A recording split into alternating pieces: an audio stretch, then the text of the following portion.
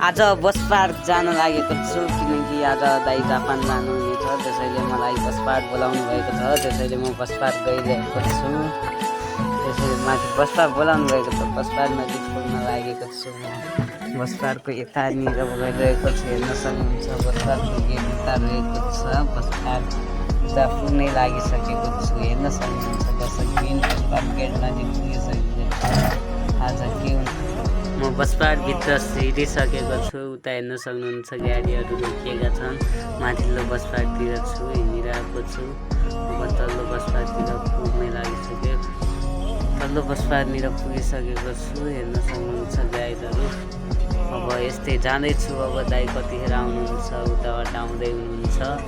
म bus park बसहरू रोकिरहेका छन्, हेर्न सक्नुहुन्छ। यी सब बस काठमाडौँ जाने बसहरू हुन्, हेर्न सक्नुहुन्छ। मान्छेहरूको पनि भिड रहेको छ दर्शकबिनहरू।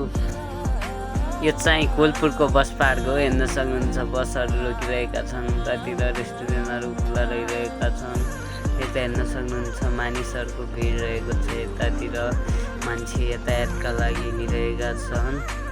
मेरो भेट चाहिँ अब युकेश दाइसँग भइसकेको छ, हेर्न सक्नुहुन्छ। युकेश दाइ पनि हाम्रै दाइ आइसक्नु भएको छ। यता कोलपुरबाट काठमाडौँ जानुहुनेछ, त्यहीँदेखि जापान जानुहुनेछ। आइसक्नु भएको छ, हेर्न सक्नुहुन्छ। उतानिर आइसक्नु भएको छ दादा, यतै आउन लाग्नुभएको छ। उता भिना पनि हुनुभएको छ साथसाथमा। उता आइरहेका छ, हेर्न सक्नुहुन्छ।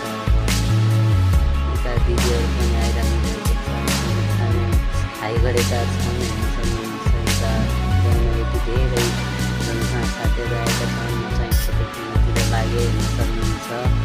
देखि फोटो खिचिरहेको छु, हेर्न सक्नुहुन्छ। गणेश पनि खिचिरहेको छ। यता तिरुपुरी सबैजना फोटो खिच्नतिर लागेका छन्। अब चाहिँ म दाइलाई त्यहाँ भेटेर अब घर आउन लागेको छु। खाना बनाउनु पर्ने छ, त्यसैले म घर आइसकेको छु। म र गणेश आएका छौँ, उतासँग गणेश पुर्याउन आइरहेको छ, हेर्न सक्नुहुन्छ।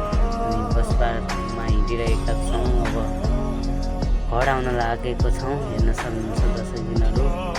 हामी घर आउन लागेका छौँ। म घर आउँछु, त्यो उतासँग बस छ, गणेश उता पुर्याएर घर जानेछ, हेर्न सक्नुहुन्छ दर्शकबिनहरू। ल त अब सबै दर्शकबिनहरूलाई बाई बाई, अर्को भ्लगमा भेट्नेछौँ। नमस्कार। सबैले हेरेर साथ सपोर्ट गरिदिनु होला। ल गणेश पनि गइसकेको छ, अब म पनि घर जान्छु।